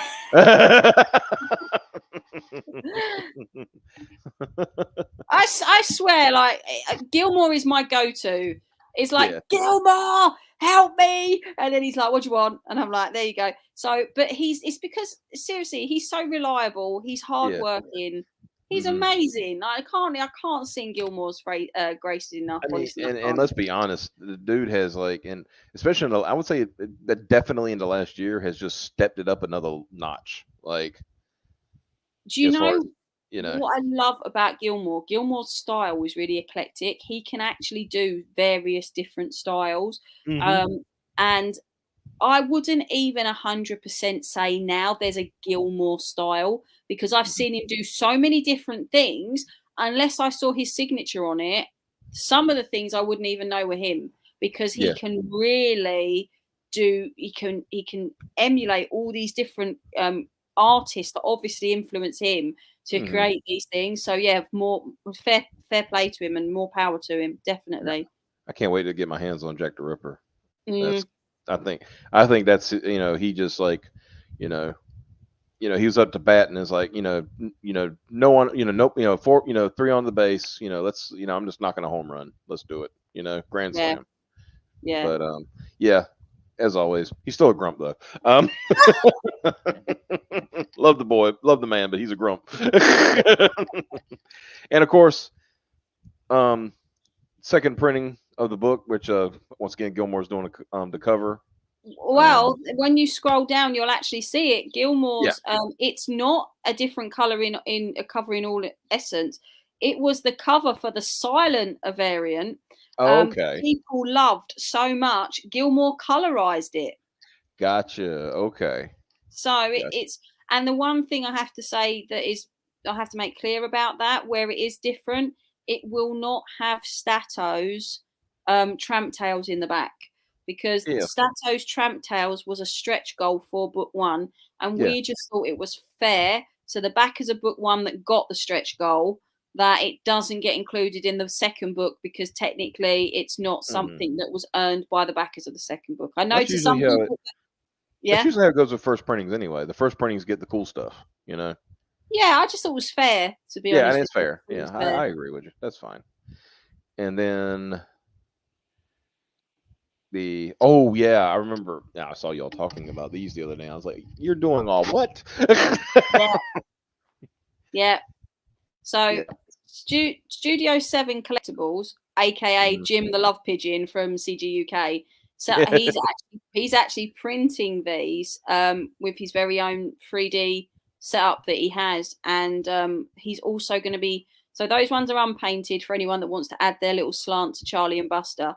Yeah. But you can, if you buy the exclusive, so as you saw with Optimus's Kit and Caboodle, what is coming in the this campaign, the Big Top Circus box, you are also getting one of those little figures in there, but it is going to be hand painted silver. Oh, that's cool. Mm. That's cool. That's really cool, So man. yeah, so that's what is coming with that, and I think so. We got Hmm. the Gilmore double pack here. Hmm. So this is basically you get the variant, the book one second edition, and you get Virgin Prince of both. Yes. So That's really cool. Yeah. it was kind of like when we did the for the first week we did the Graham Nolan exclusive double pack. Hmm. Um and then so when that was over, people said to me like you haven't done one for the Gilmore covers. So I thought, oh, do you know what? I'll do that as the sort of thing that replaces it permanently on the campaign. So Hmm. people do have the Gilmore version. And what there's been a bit of an ongoing joke with CG UK that if you actually look at the Gilmore's version circus cover on this, which I think is the next one after you when you scroll down, and then Hmm. everyone knows about the 24 hour, the silent variant on the first campaign. Hmm. Both covers, Chaplin's being attacked by animals. So we think that Gilmore's got a thing about having him attacked by different animals. So I was you know, I see what you mean. Yeah. if I could have got away with it, I would have like called it something along the line of like Attack of the Gilmore or something like that. But no, worried the connotations that might bring, so I didn't want to do that. You can see this is Peter's one of the circus. Yeah. Now, interestingly, this never started out as a cover. This actually started out as a print. And when he did it, I went, I really want to make this a cover. And he was like, if you want. So we had it as a cover on the campaign. But it's just so good. I mean, the way them monkeys, they really are little shitbags. I just love it. Yeah. Very expressive too. Yeah. Yeah, they're really, really good. And of course, the best, in my opinion, the best value on the campaign. Look at everything you get in that. There's actually more in that than the one that you've just got. Yeah. You might have to get a bigger box. Yeah, I think so.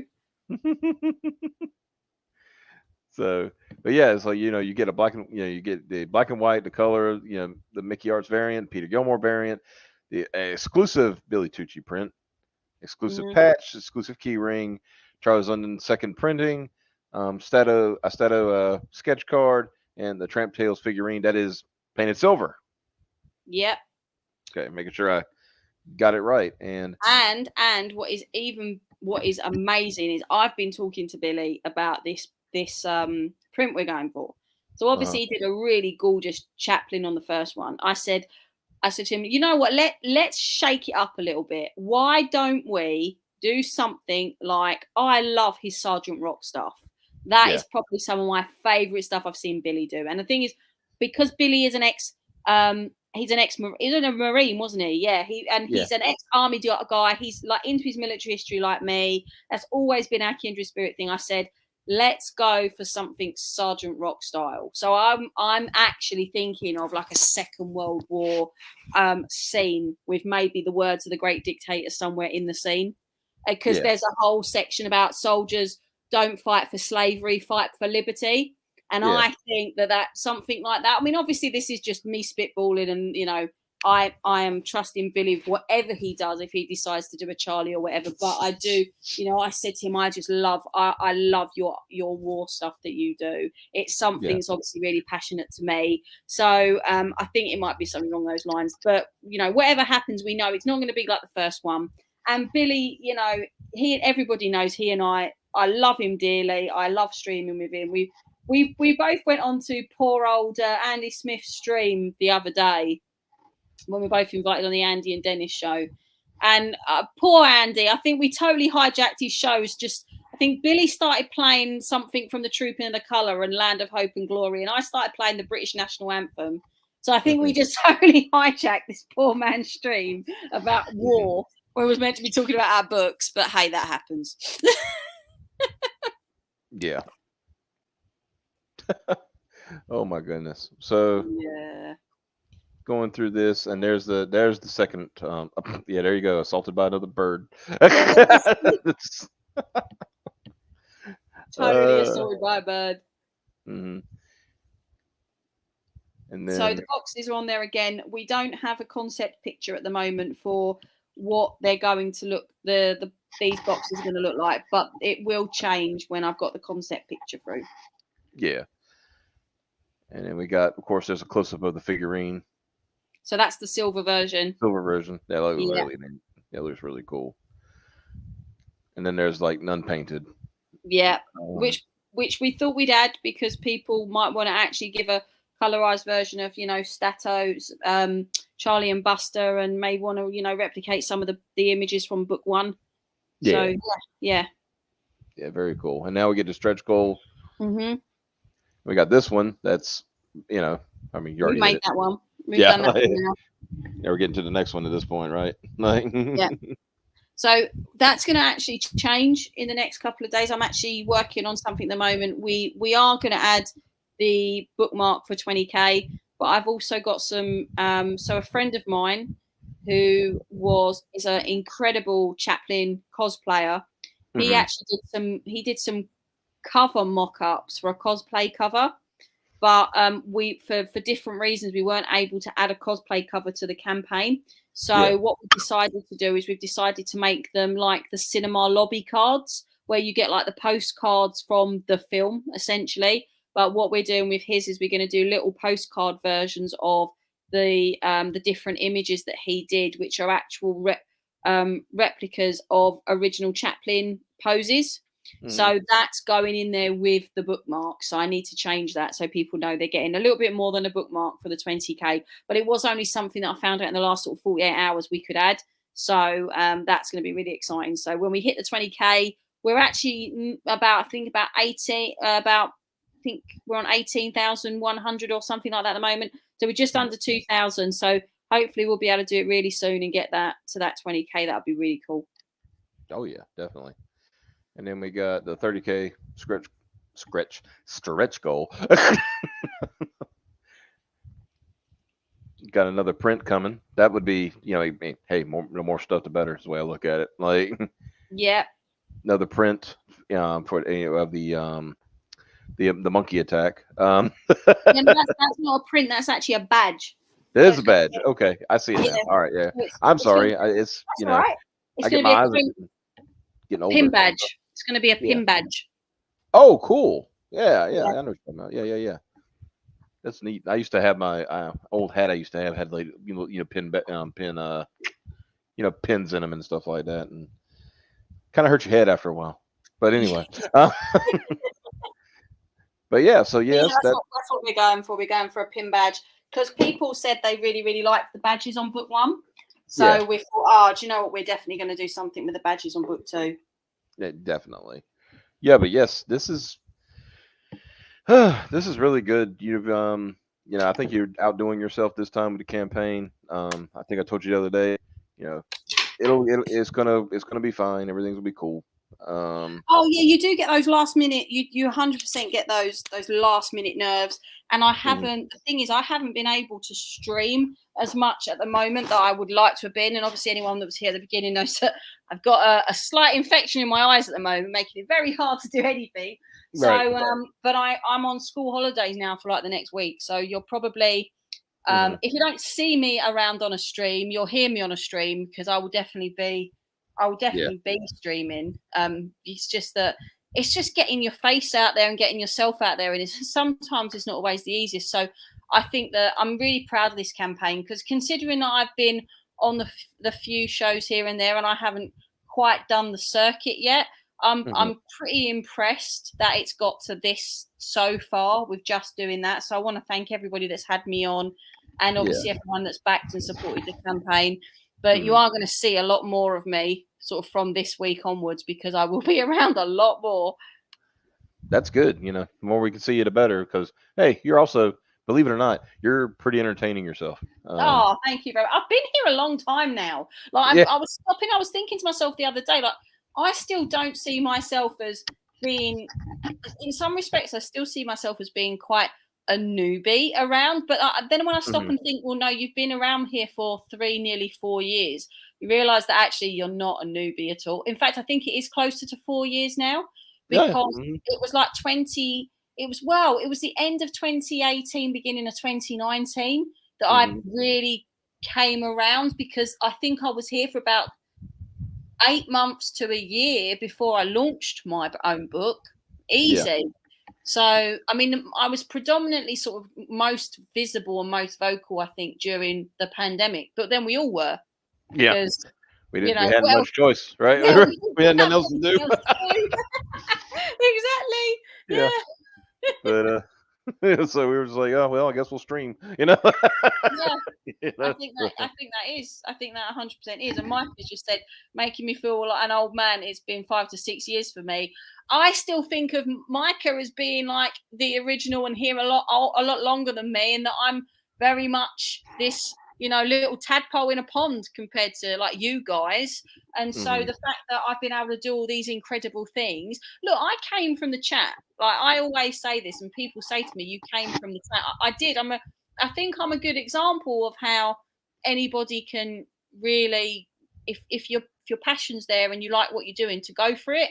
And there is always the the people that will go, you've only got where you've got because big channels have picked you up. That might be true, but these big channels have got to see you first. And the only way they're going to see you is if you've actually got something to sell, or you've got something that you want to talk about, or that you're pro the movement, or whatever the situation. But, you know, at the end of the day, I have been put in a very lucky position. I do have this IP that is unique to have, but at the same time, I have had people come up to me like on CG streams or in DMs and say, we had no interest in Charlie Chaplin before you started talking to him, and you was really passionate about him, so we bought the book. I've got people that have bought book 1, can't wait for book 2 because I've converted them, you know, or they've gone out and bought all these films as a result. And I've made great friendships like you and all the other CG UK guys and Stato, who are real friends to me. It's not just internet people. You're real friends. We talk about real life stuff, you know, on and off of CG. So I think that it's all these things are so important. And really, as I keep saying, if anybody ever needs any help, reach out. You know, my channel's not huge, but I will happily have you on, and you will happily be welcome to tout your book, because that's what we're about. We're about mixing and, you know, and whatever. And I'm here for anyone. 100%, I'm here for anyone. And that's the way to be. You know, you I always said you get out what you put in. You know, so, and you put in a lot. You know, you put in a lot. So yeah, I mean, 100%. I think you do get out what you put in, and really, the truth be told, it doesn't matter how much support you get from the larger channels. If you don't fulfill and your book isn't a good quality, they're not going to come back. They're not going to come back. And I think the fact that this is off to a really strong start is a good testament that people will come back. And, you know, I'm not putting any pressure on anyone to buy it now. As I've said, I'm going to be having this campaign live even through fulfillment next year. So, you know, you back if you want to back whenever you want to back. And even if you can't back, just retweeting, because retweeting, and someone may see it on your thread that may not have seen it if you hadn't retweeted, and then they back it, you're still spreading the word. So I appreciate everybody and everyone's, you know, support in whatever way they can give it. absolutely. And of course, if you do want to support this book, I should mention the link is in the description below. I made sure to put that in there. I'm not Xavier. I actually look out for the people who come on the show. Oh, I hope he's still asleep and doesn't watch a replay. Oh, it's been Bully Xavier for a while now. Oh, I do not approve of that. I just want to put that out there. I do not endorse that position. That's my goof. Don't worry, Lidl. She's all in. She's all into the Bully Xavier. Is she? Oh, okay. Well, yeah, she bullies him better than anybody else. This is like, I think the funniest thing she ever did, you know, it was like he was doing a draw stream, and he said, "Hey, you want to come hang out?" Sure. And he was like drawing, and, you know, I know Xavier. He was probably, you know, putting all of his effort into making this look the best he could. And she goes, "Hey, I just doodled this," and of course it looked better than what he did. He said, "Thank you, Lidl." And ever since then, it's just been a thing. She just shows up in chat and bullies him. But we bully him for love. You know, it's kind of like you know, it's nothing like I'm not doing anything to be mean. It's just like, hey, what are you doing? Well, I'm doing this. Why are you doing that? You know what? I don't know. Well, to stop doing it. Okay. Yeah, but, I know Xavier well enough. Oh yeah, he's got a good soul, and he will take everything in a, you know. Just don't ever let him get stressed on computer games. That's the thing. Oh yeah, that'll do it. That'll do it. I mean, I never. It's like, when was it? It was Christmas before the pandemic, right? Mm-hmm. So I got for Christmas before the pandemic, I got Jedi Fallen Order, and I'd waited for ages for this game. And Jan came in one night at 6:30, and I was still sat in bed in my pajamas. He's like, "What are you doing?" And I went, "Well, I was playing this game, and then this thing came along. And it stole my droid and my lightsaber, and I had to go get it back." And he went, "And that's a good enough reason for a woman in her 30s to be in her pajamas at 6:30 at night?" I went, "Yes." He went, I'll put the kettle on. And that was it. And that was it. And I was like, and he came when I was on school holidays last time. He came home. I'd done the same thing for one day, and he went. I wasn't playing Jedi Fallen Order this time. I was playing State of Decay 2, and he went, "You're still in your pajamas." I went, "I've been building my town against an apocalypse all day. I'm not sorry." He went, "I'll put the kettle on." So yeah, it's fine. It's not a problem. And I can't play games at the moment as well because I can't look at the glaring screen. So I'm a little bit pissed about that as well. I can't read. I can't draw. I can't do anything apart from I'm streaming with you now in a very dark room. Very fine. Yeah, like I said, that's why I was hoping I didn't strain your eyes with the with the unboxing, but I really wanted to do that, so that was really fun. No, I really appreciate that. Well, I am going to have to shoot in a bit though because I'm going to have to try and somehow work out how I'm going to get the dinner on, or maybe we might have a takeaway. I don't know what's going on because it is actually 5:15 here. No, 5:10 here in the evening. Yeah. And of course, I told you earlier how long I've been up, and I'm just like, It's nice, isn't it? I mean, I always think of it being that I'm ahead and you guys are, 5 hours, 6 hours behind. But it must be really weird for you thinking in a weird way that I'm in the future. Oh yeah. I always think I'm always so envious of you though when I've got 10 ton of things to do, and I think, if it was only 5 hours ago, I might get more done. Yeah. It's like, and Yan goes, no, you wouldn't. You just sit on Twitter for longer and send 5 hours worth of tweets. You wouldn't do anything more. You'd play 5 hours more of games, or maybe that's true. Yeah. And you say, okay, fair enough. And then he went and made the tea. So but yes, ladies and gentlemen, thank you for showing up on a special Saturday edition of the Graded Morning Experience. I guess now it's the Graded Noon Experience. But thank you so much. Love you guys. I'm gonna get it back to regular streaming soon. Just been very busy with other things and trying to sleep when I can. But like I said, want to get back on a regular schedule. Thank you, Charlie. Thank you so much for coming on today. Oh, of course. Really appreciate you coming on, and your book looks amazing as usual. And we will leave you with, since we were just talking about him, we'll leave you with Xavier losing his mind. And you guys have a wonderful weekend, and we'll see you next time. Bye.